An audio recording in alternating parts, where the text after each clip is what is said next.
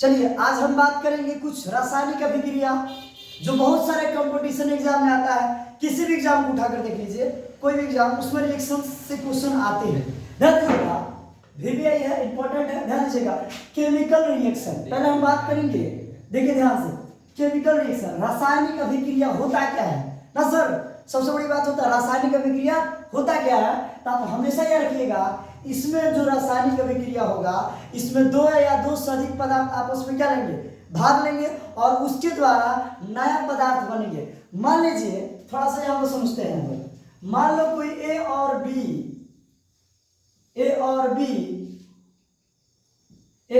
कोई क्या है, पदार्थ है, लेकिन रिएक्शन किया तो क्या बना दिया, एक नया पदार्थ बना दिया जिसका नाम है सी।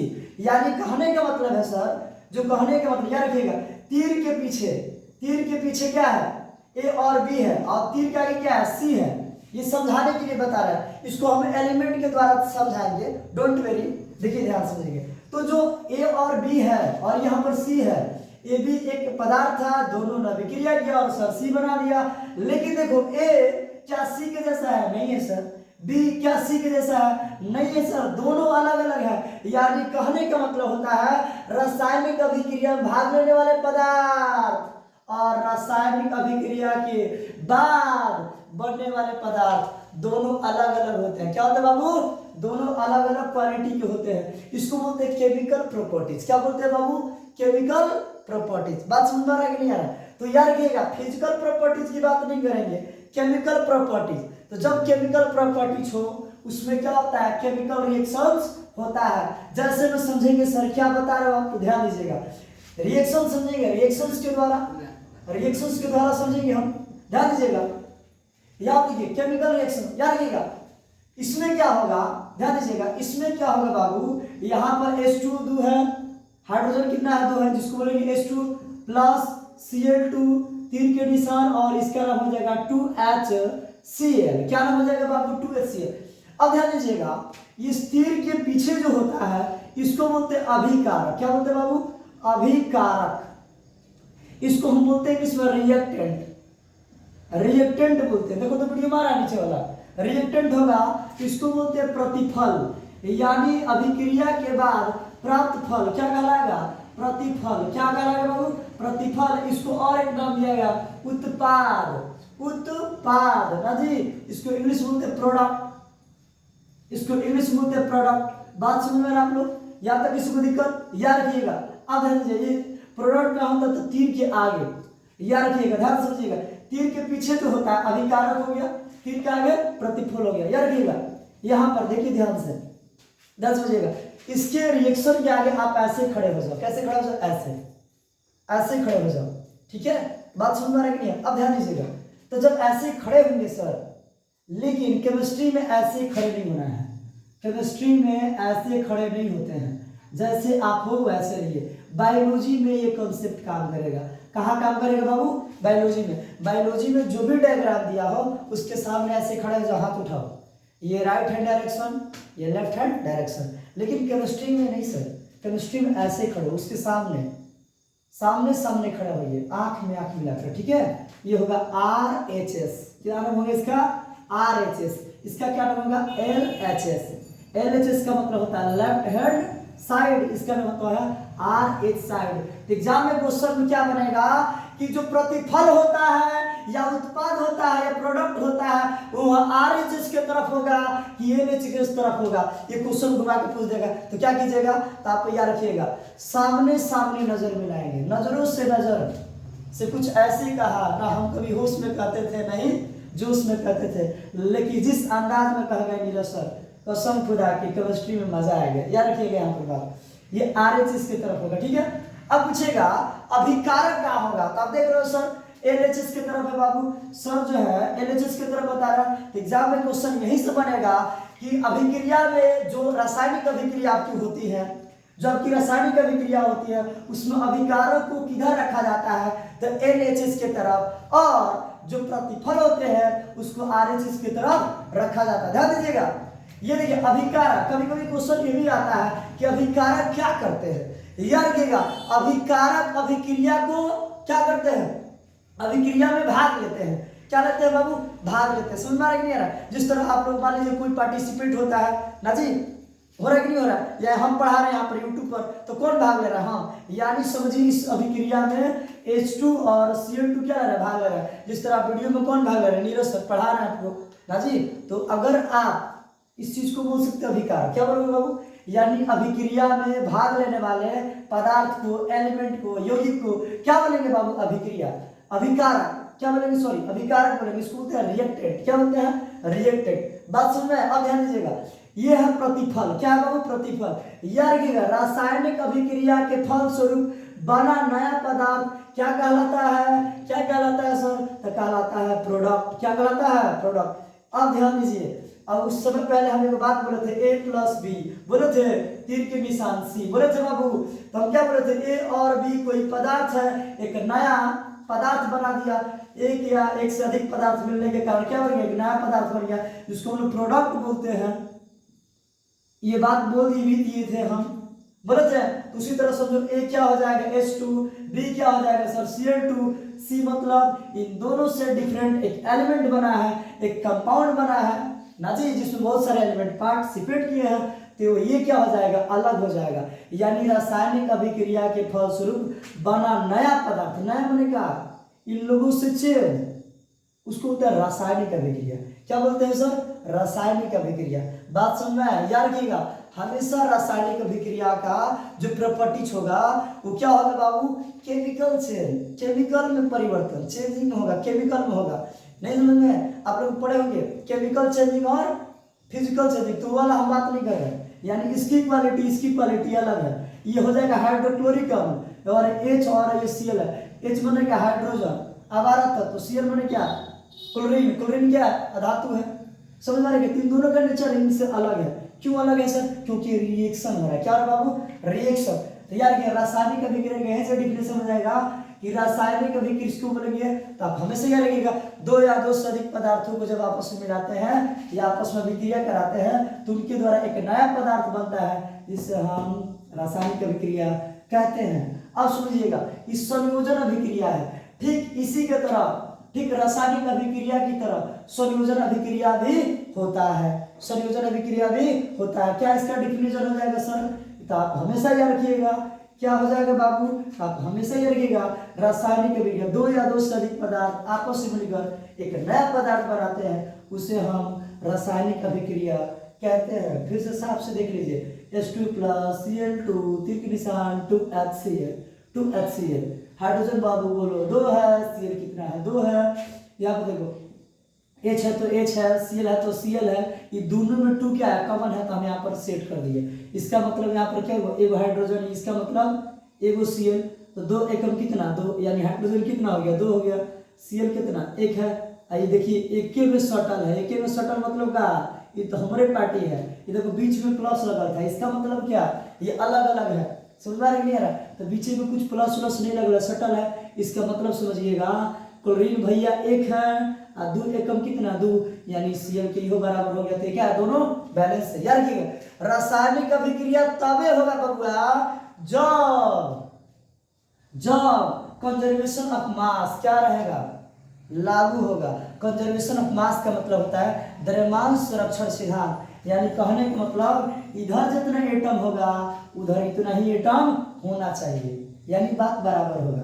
बस में बोलो, हाइड्रोजन का होगा 2 गो, Cl का होगा 2 गो, 2 गो 2 गो का होगा बाबू टोटल 4 गो। बात समझ में आया कि नहीं है? यहाँ पे देखो, हाइड्रोजन का होगा 1 गो, 2 एकम 2, यहाँ बोलो Cl का होगा भैया 1, 2 एकम 2, क्यों 2 हुआ, क्योंकि एक में सट था, बीच में प्लस था ना जी, नहीं है वहां पर, यहाँ पर है, तो 2 2 कितना हो जाएगा 4, यानी इधर भी 4 एटम, इधर भी 4 एटम, यानी दोनों तरफ के क्या है, सब बैलेंस है। बात समझ में आ रहा है?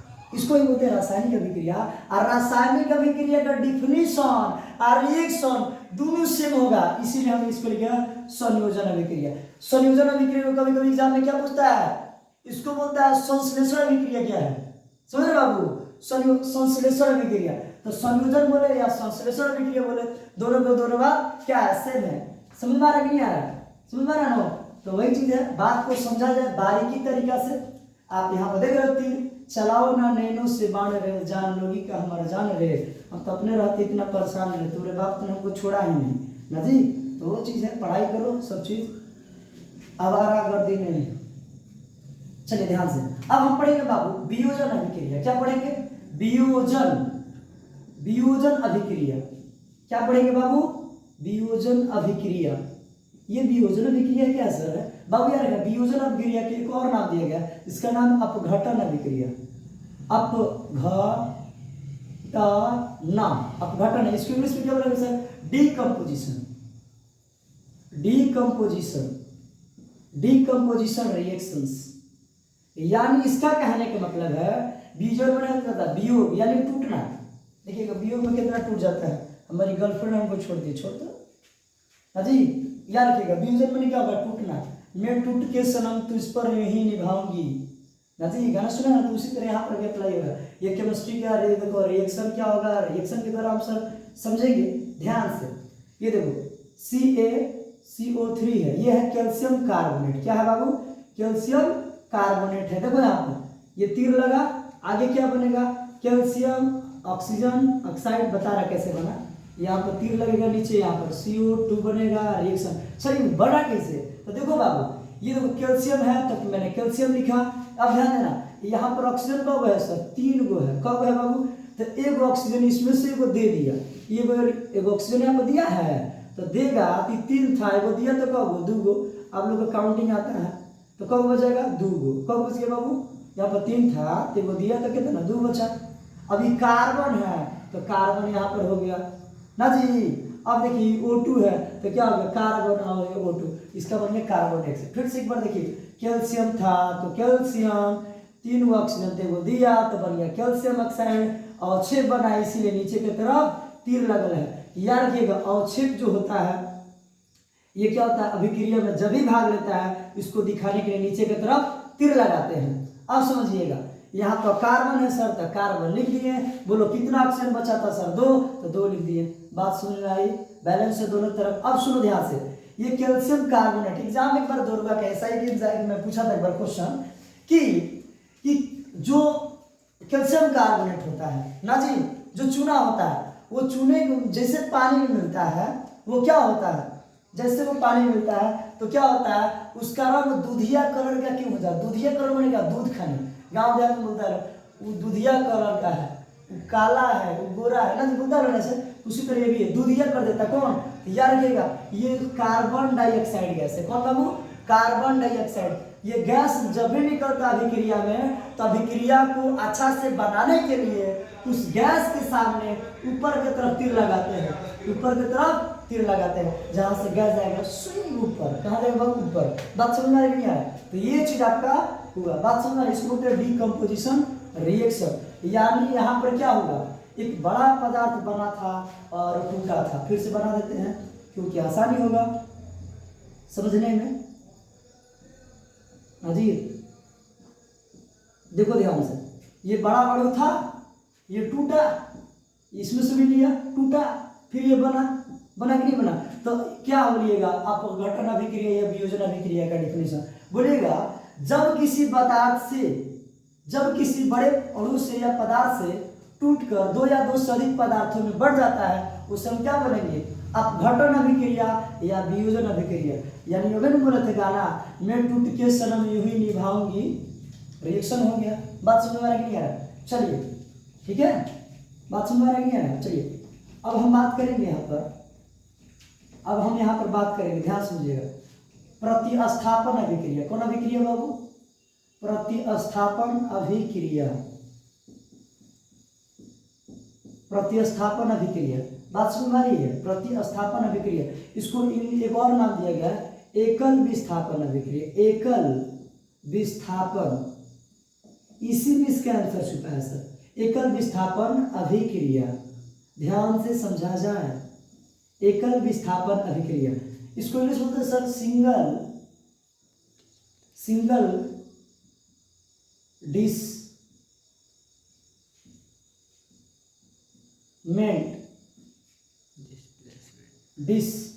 गलती है क्या बाबू? स्पेलिंग देख लेना। डिस क्या होता है? डिस्प्लेसमेंट का यही होता है क्या?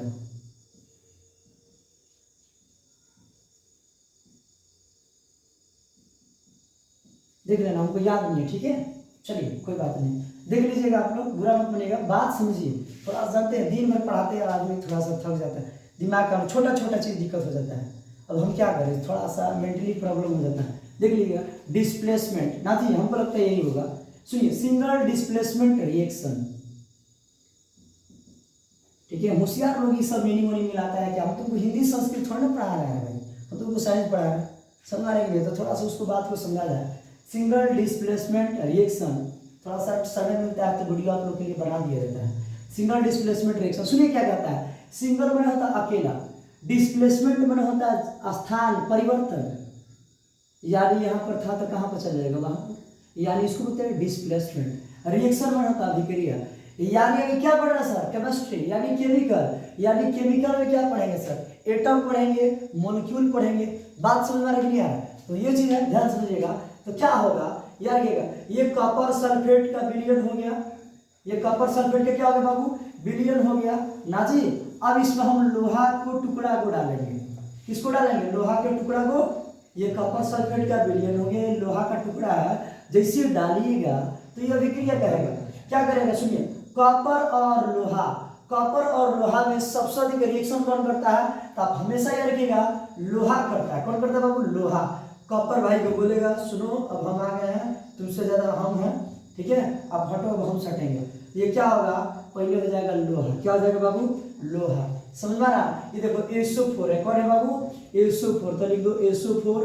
ये कॉपर भैया ढेर साथ रह लिए SO4 के साथ, सल्फेट के साथ भागो तो भागा, तो क्या बन जाएगा प्लस कॉपर। ध्यान समझिएगा, यानी कॉपर के जगह पर कौन चल गया सर, लोहा। कॉपर के जगह पर कौन गया है, लोहा। यानी कहने का मतलब है कि प्रति माने क्या होता है, सिंगल, सिंगल आदि प्रति, ठीक है। अब सुनो, इसका नाम है एकल विस्थापन, समझ रहे हैं। तो एक परमाणु जो है लोहा वाला, उजागर क्या इसके जगह पर फिक्स हो गया है, कॉपर की जगह पर हटा दिया, और कॉपर कहाँ चले गया, उधर बाहर। इसको बोलते हैं विस्थापन अभिक्रिया। प्रतिस्थापन अभिक्रिया एग्जाम पूछेगा या एकल विस्थापन अभिक्रिया पूछेगा, दोनों का दोनों बात क्या है बाबू, सेम है, कोई डिफरेंट नहीं है। बात समझ में आ रहा है कि नहीं आ रहा है, समझ में आ रहा है। तो यही चीज है, चलिए इतना ही रहने देते हैं, आगे हम मिलेंगे। बहुत बहुत धन्यवाद।